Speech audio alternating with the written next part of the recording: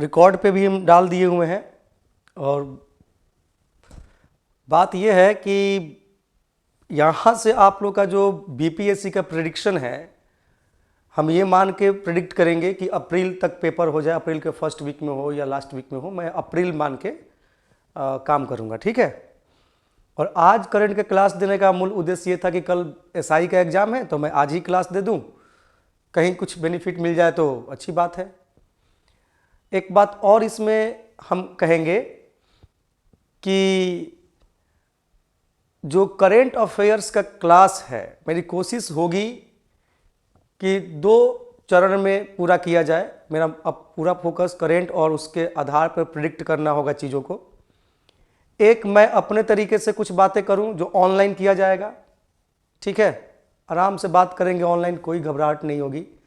और दूसरी बात, प्रतियोगिता दर्पण, तो मान लीजिए कि मैं आज ये काम कर दिया, उसके बाद ऐसा नहीं है कि मैं पीडी पे काम नहीं करूँगा।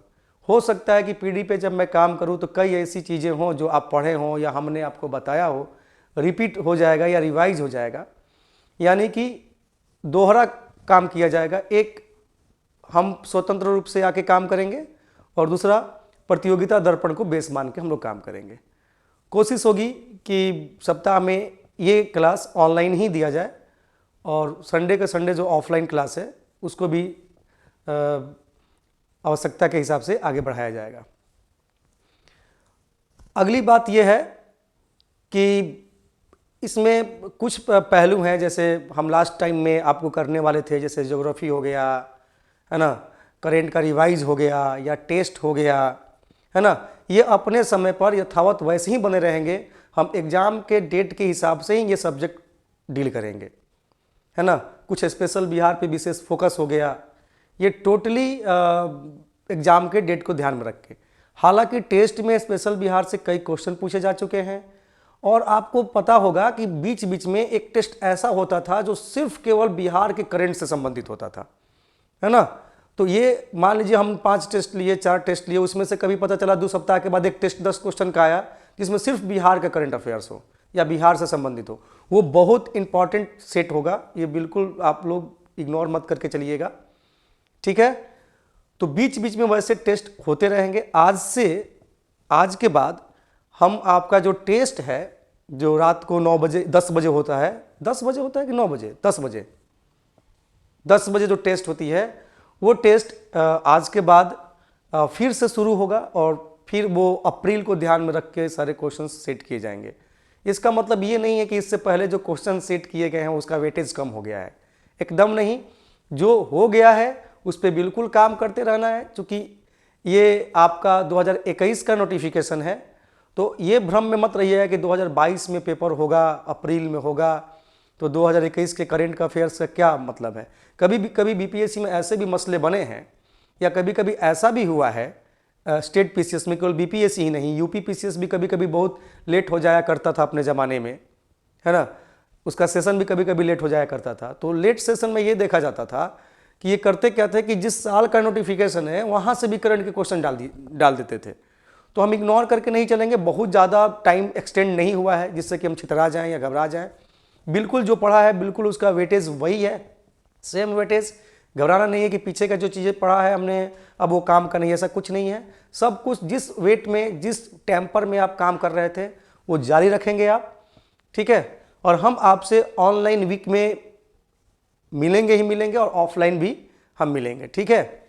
जब भी हमारा इस तरह का मैटर कुछ गेस स्वतंत्र रूप से तैयार हो जाएगा तो हम ऑनलाइन मिलेंगे और बाकी रेगुलर आपका संडे का जो क्लास है प्रेडिक्शन का वो चलता रहेगा, ठीक है। यानी अगले संडे को हम लोग जनवरी के प्रतियोगिता दर्पण पे काम करेंगे। फिलहाल बात यह है कि आप समझ गए होंगे और हम अपना पहला विषय रखते हैं करंट अफेयर से। अच्छा, एक चीज आप ध्यान रखिएगा कि बिहार में कितने प्रतिशत क्षेत्र पर कृषि कार्य होता है। बिहार में कितने प्रतिशत क्षेत्र पर कृषि कार्य होता है। अगर उसमें विकल्प में अगर 60% रहेगा, 60%, तो आप उत्तर ले लीजिएगा, ठीक है। बिहार में कितने प्रतिशत क्षेत्र पर कृषि होता है, तो ये 60% आंकड़ा रहेगा तो आप उत्तर ले लीजिएगा। इसे हम मिटा रहे हैं। नेक्स्ट पॉइंट है कि आपको एक पॉइंट और ध्यान में रख के जाना है कि सार्क चार्टर को अपनाने के उपलक्ष्य में, सार्क मैं बोल रहा हूं ध्यान से सुने और आप लिखना चाहें तो लिख सकते हैं, सार्क चार्टर को अपनाने के उपलक्ष्य में सार्क चार्टर दिवस प्रतिवर्ष मनाया जाता है। तो सार्क चार्टर दिवस अब क्या है, कुछ नहीं, हमको बस एक चीज ध्यान रखना है, सार्क चार्टर दिवस ये किस डेट को मनाया जाता है, बस ये ध्यान रखिएगा, 8 दिसंबर को। 8 दिसंबर को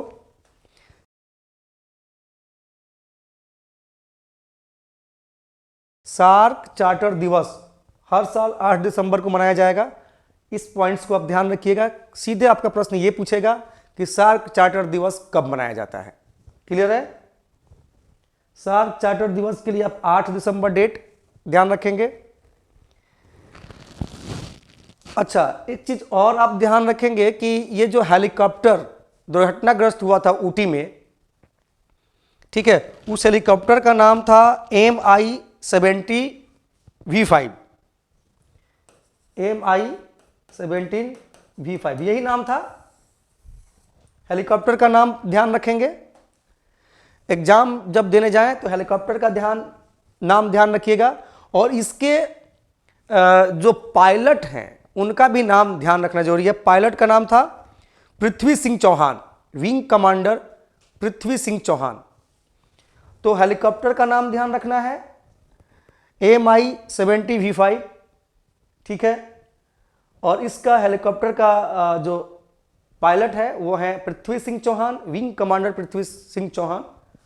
और ये ऊटी में दुर्घटनाग्रस्त होता है, और ये नीलगिरी की पहाड़ी है, नीलगिरी पहाड़ी है, और नीलगिरी की सबसे उच्चतम चोटी जो है वो दोदा बेटा है। बस इतना ध्यान रखेंगे। ये दुर्घटनाग्रस्त जो हुआ था हेलीकॉप्टर, ऊटी में हुआ था।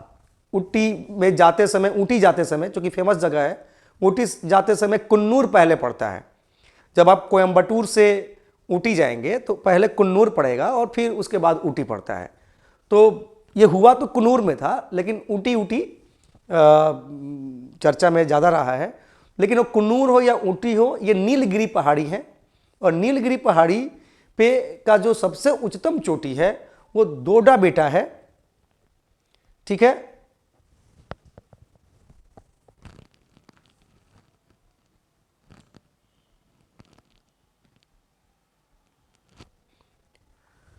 वो दोडा बेटा है, और ये पूछ देता है नीलगिरी की सबसे उच्चतम चोटी। हालांकि अनाईमुदी सबसे उच्चतम चोटी है पूरे दक्षिण भारत की, लेकिन जब नीलगिरी की उच्चतम चोटी पूछे, ठीक है, तो आप दोडा बेटा लेंगे।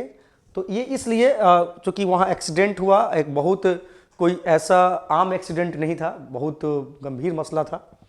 आप लोग बिल्कुल इस संज्ञान में लिए ही होंगे। नेक्स्ट पॉइंट जो है, जैसे अगर हमको शिवाजी के रायगढ़ के किले को प्रिडिक्ट करना है, तो शिवाजी पर एक सवाल ऐसा बन सकता है कि शिवाजी रायगढ़ के किले पर कब्जा कब किया था। शिवाजी ने रायगढ़ किले पर कब्जा कब किया था।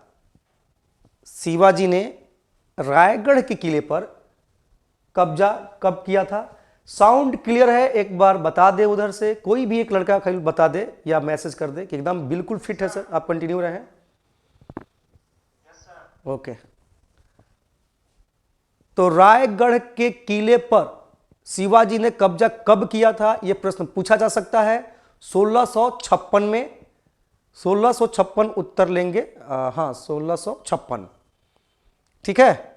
और ये जो किले पे जो कब्जा किया था शिवाजी ने, वो चंद्रराव मौर्य के अधिकार में था। वो किला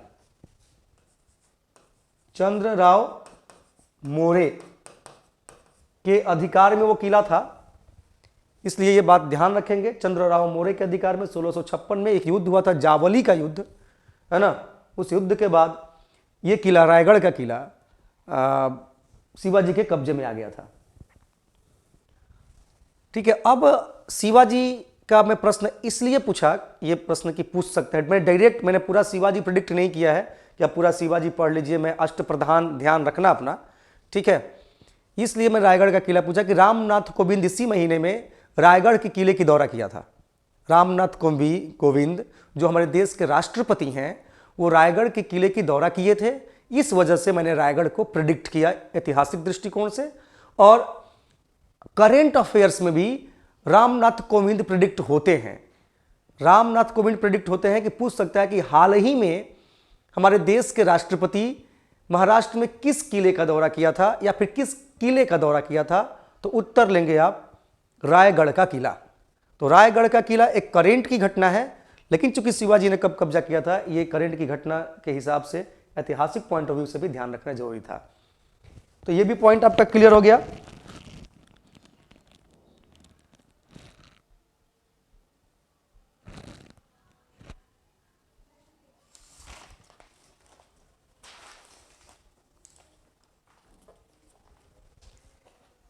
एक पॉइंट और आप ध्यान रखेंगे, एग्जाम देने जा रहे हैं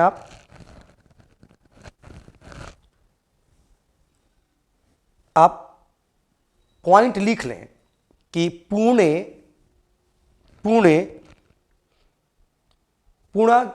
जगह का नाम महाराष्ट्र में पुणे बिम्स्टेक देशों के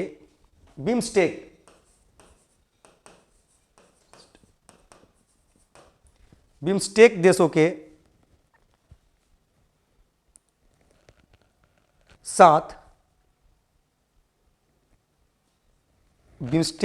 के साथ सैन्य अभ्यास पैनेक्स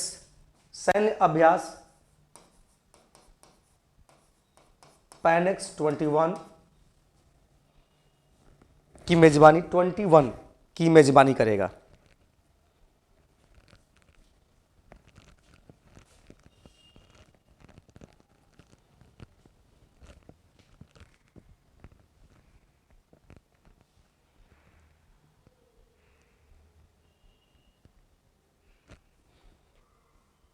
पैनेक्स 21 की मेजबानी करेगा पुणे बिम्स्टेक देशों के साथ।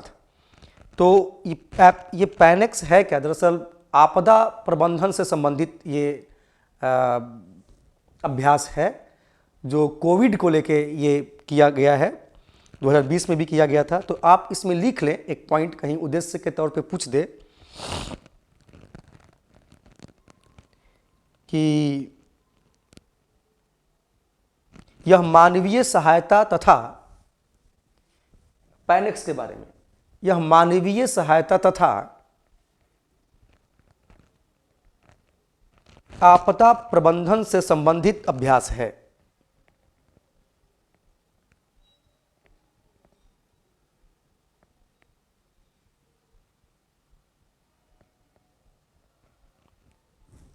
आपदा प्रबंधन से संबंधित अभ्यास है।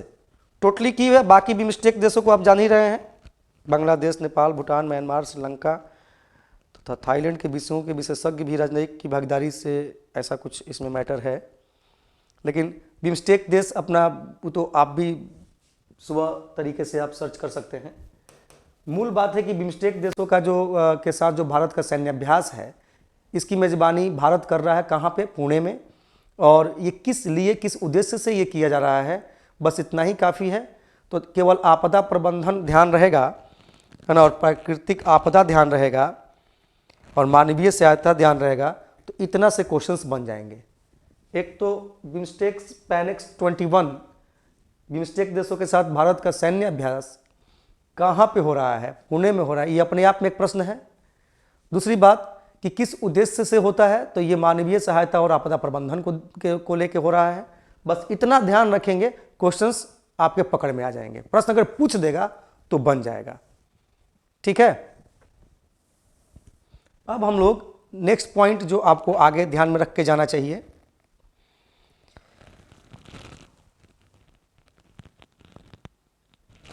आगे के लिए तो बोर्ड पे ही है मैटर। राष्ट्रीय महिला आयोग द्वारा सी इज ए चेंज मेकर कार्यक्रम, हमको ये प्रेडिक्ट इसलिए करना पड़ा कि ये जो सी इज ए चेंज मेकर कार्यक्रम, अगर इतना आपको ध्यान में है, सी इज ए चेंज मेकर कार्यक्रम फिलहाल क्या है, नहीं है, कैसे, अगर नहीं भी पता है, ठीक है, सी इज ए चेंज मेकर कार्यक्रम, तो ये किसके द्वारा, किस आयोग के द्वारा ये शुरू किया गया है? तो राष्ट्रीय महिला आयोग के द्वारा। बस इतना एक पॉइंट ये आपका पूछने की संभावना है। सी इज ए चेंज मेकर कार्यक्रम किस आयोग के द्वारा शुरू किया गया? तो राष्ट्रीय महिला आयोग। एक बात ये ध्यान रखना है आपको। दूसरी बात, इस पूरे पैराग्राफ को पढ़ने के बाद हमें लगा कि इसमें किस बात का ध्यान दिया जाएगा, तो महिला प्रतिनिधियों, ग्राम पंचायतों से लेकर संसद सदस्यों और राजनीतिक कार्यकर्ताओं के लिए राष्ट्रीय, राज्य, राजनीतिक दलों के पदाधिकारियों सहित राष्ट्रीय, राज्य स्तरीय राजनीतिक दलों के पदाधिकारियों सहित अखिल भारतीय क्षमता निर्माण कार्यक्रम सी इज ए चेंज मेकर शुरू किया गया है। तो ये महिला प्रतिनिधि, ग्राम पंचायत, संसद सदस्य, ये तमाम क्षेत्रों के लोगों को इसमें जोड़ा जाएगा, ठीक है। और इसकी जो अध्यक्ष हैं सुश्री रेखा शर्मा, इनका तो बिल्कुल आप ध्यान रखिएगा। ये सीधे भी पूछ सकता है, दरोगा का एग्जाम देने जा रहे हैं तो सीधे डायरेक्टिव पूछ देगा, उतना घुमा के तो पूछेगा नहीं, ठीक है। अगर एसआई का एग्जाम देने जा रहे हैं तो उतना घुमा के नहीं पूछेगा। ये आमतौर पे याद होगा भी और याद रखना भी चाहिए, और अभी संभावना है कि पूछा जा सकता है। और फाइनली बात यह है कि तमाम बातों को अगर हम ध्यान न भी रखें तो इतना केवल बात ध्यान रखें कि इस कार्यक्रम के द्वारा जमीनी स्तर की महिला राजनीतिक नेताओं के नेतृत्व कौशल में सुधार करना है इसका उद्देश्य। जमीनी स्तर की महिला राजनीतिक नेताओं के नेतृत्व को के कौशल में सुधार करना इस सी इज ए चेंज मेकर कार्यक्रम का उद्देश्य है, ठीक है। उसके बाद जब ये सी इज ए चेंज मेकर अगर मान लीजिए सामने आता है, तो उसके बाद राष्ट्रीय महिला आयोग ही महत्वपूर्ण हो जाता है कि राष्ट्रीय महिला आयोग क्या है, क्यों है। तो इसका आप एक ट्रेडिशनल आइडिया, ट्रेडिशनल जो जानकारी है आप रख सकते हैं। मैंने उसका ट्रेडिशनल जानकारी बोर्ड पे दे रखा है, आप चाहें तो स्क्रीनशॉट करके आप देख सकते हैं, कोई दिक्कत नहीं है। मेन करेंट अफेयर्स से संबंधित बातें वही थी, ठीक है। और बाकी उसका तो ट्रेडिशनल संज्ञान है, ज्ञान है, जो हम लोग अक्सर बात करते रहते हैं या पढ़ते रहते हैं, ठीक है, वो बहुत महत्वपूर्ण नहीं है। लेकिन ये है कि राष्ट्रीय महिला आयोग से प्रश्न आता है, ठीक है।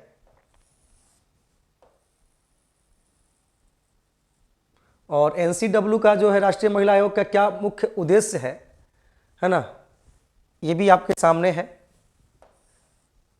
ये करेंट नहीं है, चूंकि राष्ट्रीय महिला आयोग के कार्यक्रम जो है वो करेंट अफेयर्स में मैंने प्रेडिक्ट किया, तो साथ में मैंने कहा कि आपको राष्ट्रीय महिला आयोग की थोड़ी सी बेसिक जानकारी रख के जानी है कि कब ये बना था, इसके प्रथम अध्यक्षा कौन थी। नेक्स्ट जो आपका प्रिडिक्शन है वो है निर्मला सीतारमण। समझ ही गए, निर्मला सीतारमण को प्रिडिक्ट करने का वजह, और आपने निश्चित रूप से पढ़ा भी होगा।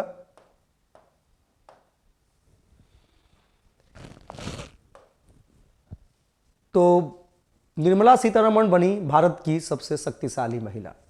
फोर्ब्स ने जारी किया सूची। अब इसमें तो भारत की 4 बेटियां हैं। अब चारों का नाम आप चाहें तो ध्यान रख सकते हैं, लेकिन मेरे प्रेडिक्शन में सिर्फ निर्मला सीतारमण है, ठीक है। बाकी नाम चारों की आपके लिस्ट में है, ठीक है। जैसे नायका की फाउंडर हैं, सीईओ हैं फाल्गुनी नायर, एससीएल टेक्नोलॉजी की चेयरपर्सन है रोशनी नडार, है ना, ऐसे नाम हैं। लेकिन आपको फोर्ब्स की सूची में 100 ताकतवर महिलाओं में से जो भारतीय महिला हैं सबसे अव्वल सूची पे हैं, 37वें नंबर पे हैं निर्मला सीतारमण। ये तीसरी बार ऐसा हुआ है। 2020 में उनको 41वां स्थान प्राप्त हुआ था और 2019 में 34वां स्थान प्राप्त हुआ था। फिलहाल इनको 37वां स्थान प्राप्त हुआ है निर्मला सीतारमण को, इसलिए ये आंकड़ा 37वां स्थान प्राप्त हुआ है सबसे ताकतवर महिलाओं में, भारतीय महिलाओं में, और फोर्ब्स की सूची में शामिल किया गया है। उनका स्थान है 37 नंबर। ये महत्वपूर्ण है। बाकी चारों लोग का भी इसमें रैंक है, ठीक है, लेकिन महत्वपूर्ण है 37वां रैंक।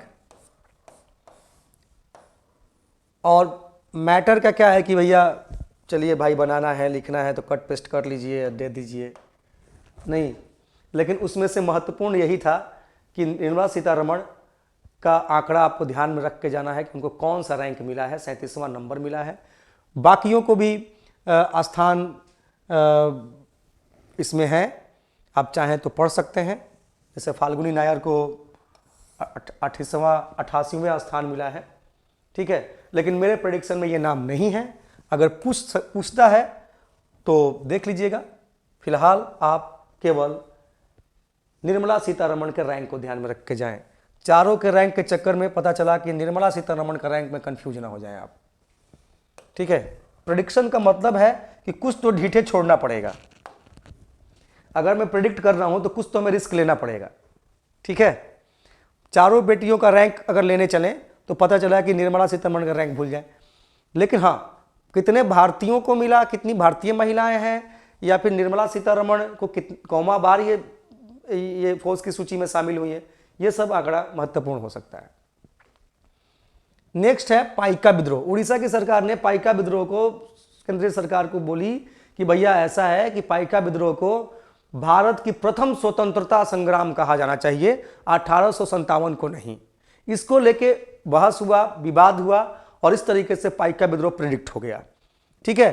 तो पाइका विद्रोह में मैं कुछ चीजें हैं जो, एक तो इनका शाब्दिक अर्थ होता है पाइका का पैदल सैनिक। क्या क्या पाइका विद्रोह के संदर्भ में आपको ध्यान में रखना चाहिए? ये उड़ीसा से संबंधित है, जिसका मतलब होता है पारंपरिक योद्धा। पाइका विद्रोह, पैदल सैनिक उसका मतलब होता है, और ओडिशा की एक में इसे एक पारंपरिक योद्धा के तौर पे जाना जाता है, ठीक है। इनकी खासियत हमने बताया, शांति काल में खेती करते थे, है ना, लेकिन आवश्यकता पड़ने पर ओडिशा के राजा के लिए सैन्य सेवा भी करते थे, नहीं, और बदले में राजा उन्हें लगान मुक्त भूमि देता था, नहीं। और इसको लेके उड़ीसा का ये था कि भाई इसको प्रथम स्वतंत्रता संग्राम के तौर पे अगर जगह दिया जाए, है ना, सिलेबस में, एनसीईआरटी में जगह दिया जाए, तो इसका एक अनुशंसा था, लेकिन इस बात को माना नहीं गया, ठीक है, लेकिन चर्चा में तो आ गया। पाइका विद्रोह भारत में ब्रिटिश शासन के खिलाफ एक सशस्त्र संघर्ष था जो 1857 के संग्राम के लगभग 40 साल पहले 1817 में हुआ था। तो यह भी एक इंपॉर्टेंट हो सकता है कि पाइका विद्रोह हुआ कब था, तो 1817 में है हुआ था। और इस विद्रोह को उड़ीसा की सरकार का कहना है कि इसे भारत की प्रथम स्वतंत्रता संग्राम का नाम दिया जाए, 1857 को हटा दिया जाए और इसको प्रथम संघर्ष की बात की। अब 1857 की हटाने की बात नहीं है, मैं वो हटाने की बात मैं नहीं कर रहा हूं, मैं कर रहा हूं कि उनका बस यही अनुशंसा था कि 1817 में जो पाइका विद्रोह हुआ था उसी को भारत का प्रथम स्वतंत्रता संग्राम माना जाए, ठीक है। तो ये टाइम जरूर ध्यान रखिएगा 1817 वाला, ठीक है। इसके अलावा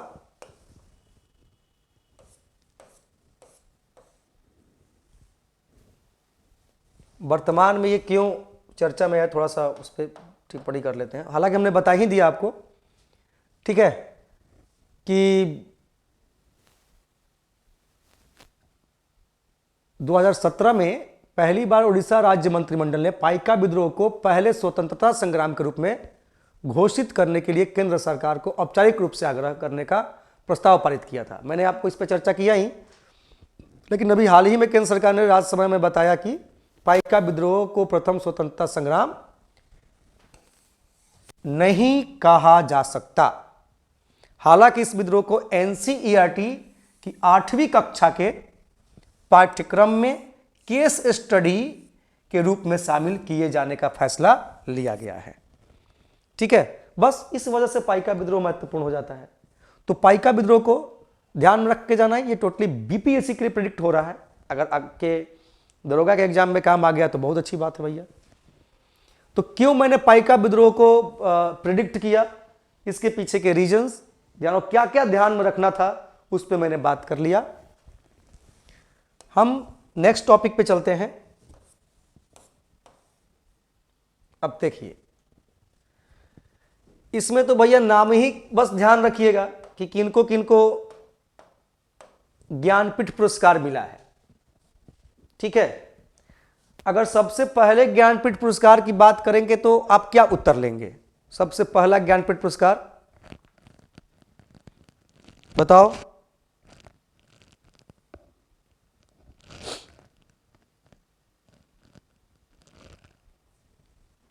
हेलो, प्रथम ज्ञानपीठ पुरस्कार आपसे पूछा जाए तो क्या उत्तर लेंगे?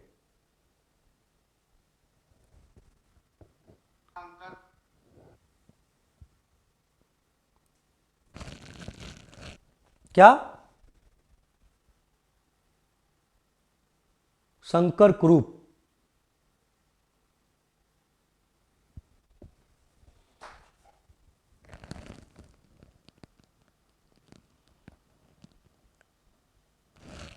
किस भाषा में मिला था इनको?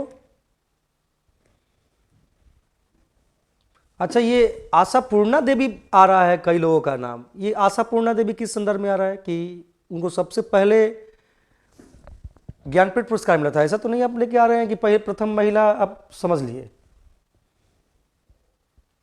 तो क्रूप को आपको जीएस क्रूप को मलयालम में सबसे पहले शंकर क्रूप, ठीक है, लेकिन ये आशापूर्णा देवी थोड़ा चेक कर लीजिए कहीं प्रथम महिला के तौर पे तो नहीं आप समझ लिए। हम ओवरऑल पूछे हैं कि किसको ज्ञानपीठ पुरस्कार मिला था, हम समझ गए। अब ये हमको बताइए कि हिंदी में सबसे पहले ज्ञानपीठ पुरस्कार किसको मिला था? हिंदी में सबसे पहले सुमित्रा नंदन पंत को, पहला हिंदी के लिए सुमित्रा नंदन पंत को हिंदी में पहला ज्ञानपीठ पुरस्कार मिला था। चितंबरा के लिए मिला था, चितंबरा के लिए उन्हें मिला था, सुमित्रा नंदन पंत को। तो ये सब तो बेसिक चीज अपना समझ लीजिएगा, ध्यान रखिएगा। ठीक है, अभी 56वें और 97वें 57 ज्ञानपीठ पुरस्कारों की घोषणा की गई है ना, 2020 और 21 के लिए। मुख्य बिंदु इसका यह है कि असमिया कवि नीलमणि फुकान जूनियर एक नाम ये, और कोंकणी उपन्यासकार दामोदर मौजो दूसरा नाम ये। नीलमणि फुकान जूनियर को 56वें और दामोदर मौजो को 97वें ज्ञानपीठ पुरस्कार मिला है। ये जो मैंने पॉइंट अभी बताया, बस क्वेश्चन यही से बन जाना है। बाकी तो फिर कहानी, किस किताब के लिए मिला नहीं मिला, फिर उसको वो मथने वाला काम। लेकिन दरअसल प्रश्न मैक्सिमम स्तरों पे ऐसे ही पूछे जाते हैं। ये अलग बात है कि भाई अब इसके साथ चूंकि अब ज्ञानपीठ पुरस्कार मिला तो अब ध्यान रखेंगे कि इसको सबसे पहला ज्ञानपीठ पुरस्कार किसको मिला। आदमी पढ़ता तो है, लेकिन वो अब जनरल नॉलेज की बात हो गई है। लेकिन ये जब बातें आती हैं तो हम लोग कहते हैं कि भाई पहला ध्यान रखना, हिंदी में थोड़ा ध्यान रखना। ठीक है, पहली महिला भी ध्यान हो सकता है तो रख सकते हो। लेकिन प्रश्न बहुत बाई चांस वैसे बनते हैं। कब ज्ञानपीठ पुरस्कार की शुरुआत हुई? चलो भाई 1961, आप ध्यान रखना। ठीक है, लेकिन क्वेश्चंस बस इसी 3 लाइन से बनेंगे। 56वां ज्ञानपीठ पुरस्कार किसको मिला है, किस भाषा के लिए मिला है। ठीक है, 57वां नंबर जो ज्ञानपीठ पुरस्कार है वो किसको मिला है। बस ये नंबर ध्यान रखना और नाम ध्यान रखना। ठीक है, और जो 8वीं अनुसूची है भारतीय संविधान की, 8वीं अनुसूची, उसमें जितनी भाषा है उसके लिए ज्ञानपीठ पुरस्कार दिए जाते हैं। हाँ, उसमें एक अलग से एक लैंग्वेज और है, इंग्लिश।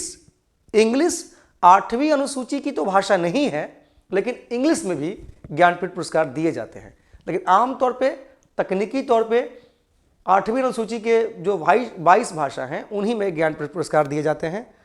तो बस इतना ध्यान रखना है। भारत का सर्वोच्च साहित्यिक सम्मान है जो साहित्य में उत्कृष्ट योगदान के लिए दिया जाता है। बाकी क्वेश्चंस कहां से बनेंगे वो हमने आपको बता दिया है, ठीक है। फुकान और मौजो,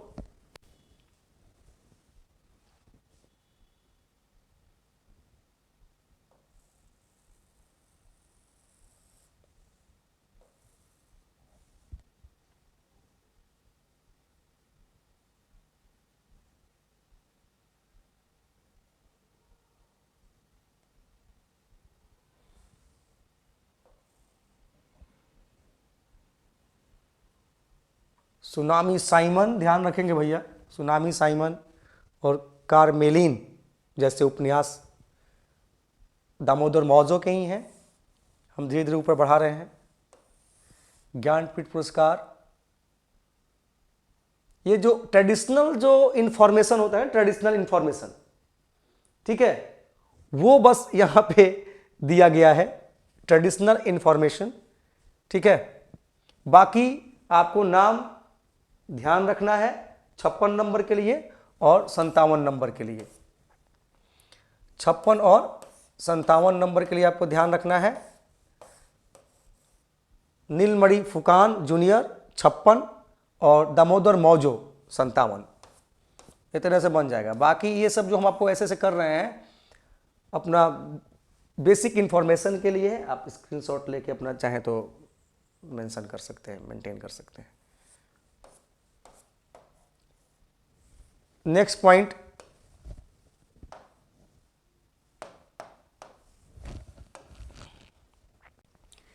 एक्यूवेरिन अभ्यास, यह भी हमारे प्रेडिक्शन में है, ठीक है। एक्यूवेरिन अभ्यास जो भारत और मालदीव के बीच, नहीं, भारत और मालदीव के बीच सैन्य अभ्यास जो एक्यूवेरिन है, अभी इसी दिसंबर में मालदीव के कड्डू द्वीप पर मनाया गया है, आयोजित किया गया है।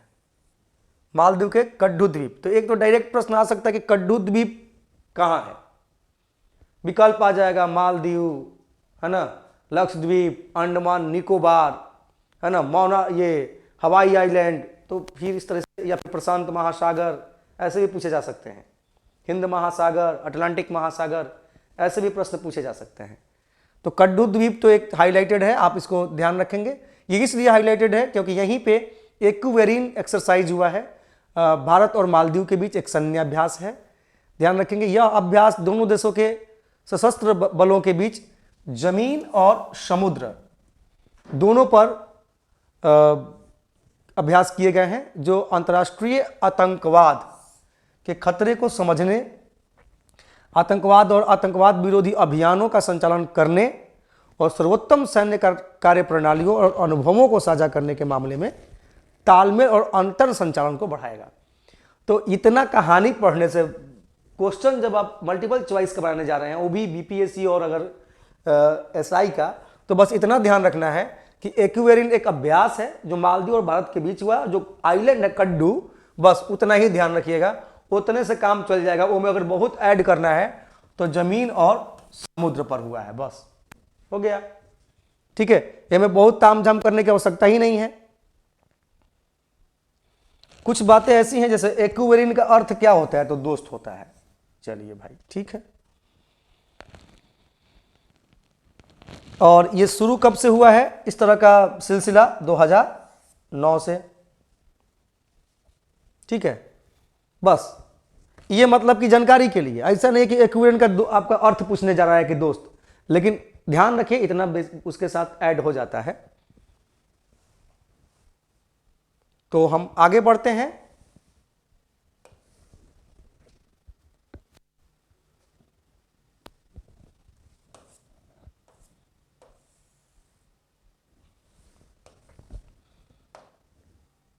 एक चीज और प्रिडिक्ट किया है, वो है women of the year award. World athletics ने अंजू बेबी जॉर्ज को woman of the year award से नवाजा है। तो अंजू बेबी जॉर्ज को ध्यान, करेंट की बहुत सारी घटनाएं हम मेरे सामने आ रही थी, उसमें से सेलेक्ट करना बहुत मुश्किल हो रहा था कि किसको सेलेक्ट करें किसको छोड़े।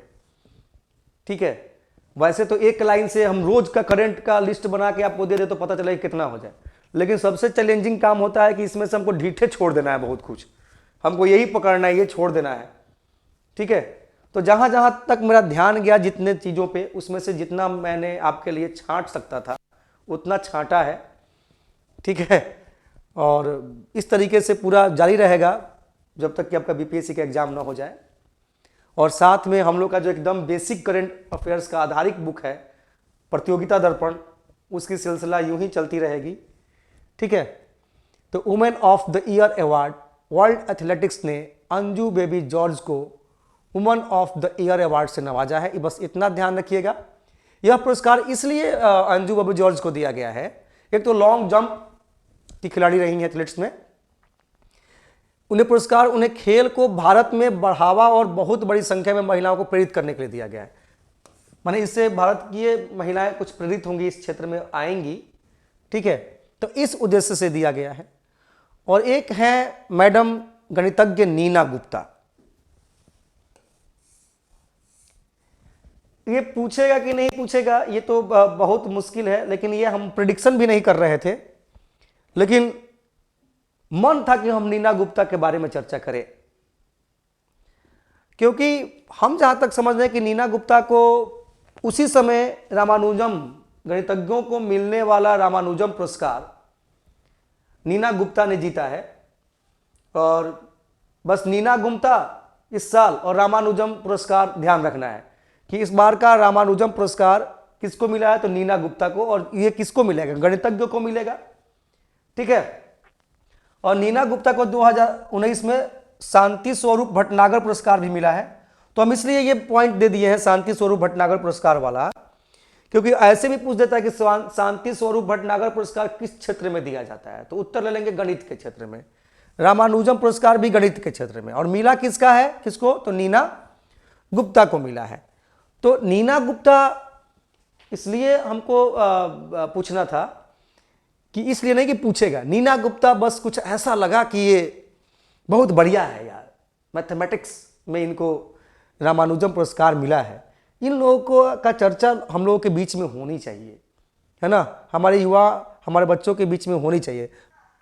हरनाज संधू मिस यूनिवर्स हैं, चंडीगढ़ आ रहा है कि चंडीगढ़ की रहने वाली हैं, और ये मिस यूनिवर्स है, ब्रह्मांड सुंदरी।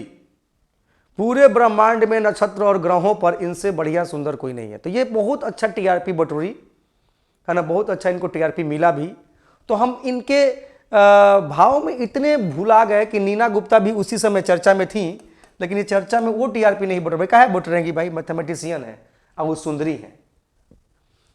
तो मैं किसी को यहां कम नहीं आंक रहा हूं। अगर प्रश्न वो भी पूछ दिया तो वो भी उतना ही नंबर का वेटेज देगा जितना नंबर का ये वेटेज देगा, और ये पूछ दिया तो ये भी उतना ही नंबर का वेटेज देगा जितना कि हरनाज संधू का देगा। तो जिस तरीके से आपको हरनाज, क्या नाम बोले हैं, हरनाज संधू आपको ध्यान में है, ठीक है, ठीक वैसे ही आप नीना गुप्ता को भी ध्यान रख लीजिए। एक ही समय के ये लोग हैं, एक ही महीने में ये पुरस्कार मिला है, एक मिस यूनिवर्स के लिए और एक रामानुजम के लिए। हालांकि ये राष्ट्रीय पुरस्कार है। एक चीज और ध्यान में रखना है, ये जो हरनाज संधू हैं ये कहां पे अवार्ड जीती हैं, कौन जगह पे हुआ था ये, हाँ इजराइल। ध्यान रखिएगा, अगर इजराइल में हुआ था तो पक्का इजराइल ही पूछ सकता है। ठीक है, हमको पता नहीं है, आप जो बोल रहे हैं वही बोल रहे हैं, इजराइल में ही हुआ था नहीं, ठीक है, तो इजराइल आप ध्यान रखेंगे। और इतना चीज आज की क्लास में हम आपको बताने का प्रयास किए जितना संभव था, जितना मैंने वीक भर में देखा या काम किया था। पूरे दिसंबर का जो मैटर था हमारे बस में तो इतना ही आया था, और भी शायद चीज़ें अगर आई तो बहुत सारी चीज़ें ध्यान में थी, है ना, लेकिन बहुत चापना पड़ता है, हमको बहुत छांटना पड़ता है। मन करता है, एकदम लगता है कि पूछ देगा, उसको भी एकदम कसमसा के हम छांट देते हैं कि ना, छांट देते हैं एकदम से। ठीक है, बाकी हम इतना उम्मीद करके चलते हैं, लड़का सब भी तो अपना लगा ही हुआ होगा ना। ठीक है, हम तो कुछ उसके प्रेशर को कम कर दें। तो अगर इसमें से 2-3 गो प्रश्न आ गया कल के एग्जाम में तो चलिए अच्छी बात है, नहीं तो ये सारे प्रेडिक्शन आगामी बीपीएससी के लिए हुआ है। आगामी मतलब अप्रैल में जो होगा। आज के क्लास के लिए इतना ही था, सिर्फ ऑनलाइन क्लास करंट अफेयर्स के लिए। हम थोड़ा सा चर्चा कर देना चाहते हैं मेगास्थनीज का जाते जाते, चूँकि बिहार के लिए तो मेगास्थनीज बहुत महत्वपूर्ण कैरेक्टर रहे हैं हमेशा। कतनों बार प्रश्न पूछता है बीपीएससी में, तब वो बीपीएससी को मन नहीं भरता है, इंडिका पूछिए देता है, नहीं तब वो मन नहीं भरता, इंडिका पूछ देता है। तो आप बेसिकली तो ये इतना तो जानते ही हैं कि इंडिका के रचयिता हैं मेगास्थनीज, यूनान के रहने वाले, ग्रीस के रहने वाले, और ये सेल्यूकस निकेटर के अधिकारी थे और सेल्यूकस निकेटर का राजदूत बन के चंद्रगुप्त मौर्य के दरबार में आए थे। चंद्रगुप्त मौर्य के दरबार में आने के लिए जो उन्होंने रास्ता अपनाया था, उस रास्ते का नाम था उत्तरापथ। उस टाइम में उसे रॉयल सड़क कहते थे, रॉयल सड़क। और ये उत्तरापथ वाला जो रोड है, अब समझ जाइए, उसी समय, है ना, उससे पहले उत्तरापथ जो है वो हर्यक वंश में भी था। आजीवक भी, जो जीवक जो था, वैद्य जीवक, वो भी उत्तरापथ वाला मार्ग ही पकड़ के गया था तक्षशिला तक। तो ये जो मेगास्थनीज हैं वो उत्तरापथ वाला रास्ता पकड़ के काबुल, कंधार होते हुए तक्षशिला, तक्षशिला होते हुए कश्मीर होते हुए कन्नौज होते हुए, है ना, वो पाटलिपुत्र तक पहुंचे थे। इसी उत्तरापथ को आज के डेट में आप ग्रैंड ट्रंक रोड कहते हैं। वही उत्तरापथ जो मौर्य काल में काफी चलन में था, रॉयल सड़क कहा जाता था, वही उत्तरापथ आज ग्रैंड ट्रंक रोड के नाम से जाना जाता है, जिसको शेरशाह सूरी ने भी कहते हैं कि बनवाया था। तो ये जो उत्तरापथ है, जो ग्रैंड ट्रंक रोड के नाम से आज जाना जाता है, उसी मार्ग से मेगास्थनीज पाटलिपुत्र पहुंचे थे। तो इसी यात्रा के दौरान उनको जो भी अनुभव हुआ भारतीयों को लेकर, वही यात्रा वृत्तांत, वही वृत्तांत उन्होंने इंडिका में लिखा और कुछ प्रशासनिक बातें भी लिखी। पाटलिपुत्र में रहने के बाद उनको जो अनुभव हुआ वो भी लिखा। और रास्ते में जब वो भारतीयों को देखते थे तो कहते थे कि हम लोग यूनान में जो भारतीयों को लेके जो सोच है वो बिल्कुल अलग है। हम जब भारतीयों को देख रहे हैं तो ये तो बहुत, ये भारतीय विदेशी आते हैं तो ये वेलकम करते हैं, एक साथ मिलजुल के रहते हैं, इनका तो एकदम सोच ही बिल्कुल अलग है। जो हम सोचते थे उससे बिल्कुल विपरीत नेचर के हैं, है ना। समाज में मात्र 7 प्रकार की ही इसे जातियाँ दिखाई दी थी, जैसे दार्शनिक, है ना, अहीर, सभासद, सेना, राजा, ऐसे करके, नहीं तो इस तरह के इनको जातियां दिखाई देती हैं। तो ये बहुत, और ये इनको सोना की खुदाई करने वाली वो चींटियां जो कहते थे कि एक लोमड़ी के बराबर थी, जैसे एक जैसे लोमड़ी का जो साइज होता है उस चींटियों का साइज सोने का, सोने की खुदाई करने वाली चींटियां, है ना। ऐसे ऐसे बिच्छुओं की चर्चा किया उन्होंने जो आसमान में उड़ते थे। ठीक है, ये मेगास्थनीज ने अपनी किताब में चर्चा किया है, यानी कि, और ये चर्चा बिच्छुओं को भी उड़ने वाले, ये चीजें महाभारत की भी किताबों में मिलती हैं, हमारे शास्त्रों में भी इसकी चर्चा मिलती है। शायद हमें लगता है कि मेगास्थनीज जब भारत आ रहे थे तो उनको इस तरह की चीजें दिखाई दी हो जो समय के साथ विलुप्त हो गई। ठीक है, तो उन्होंने कई जानवरों का भी उन्होंने अपने किताब में चर्चा किया है, प्रशासन के साथ साथ, हमारी सामाजिक व्यवस्था के साथ साथ। नहीं तो हमारी सामाजिक व्यवस्था, हमारा पर्यावरण, हमारी जाति व्यवस्था, है ना, हर स्तर पे उन्होंने एक खास उनका अध्ययन था और उन्होंने लिखा। इसलिए भारतीय इतिहास के तौर पे एंशिएंट हिस्ट्री को जानने का एक मुख्य स्रोत के रूप में इंडिका को जाना जाता है। और चूंकि पाटलिपुत्र से डायरेक्ट जुड़ा हुआ है, इस कारण से बिहार कतनों प्रश्न पूछ देगा इंडिका से, लेकिन थकेगा नहीं।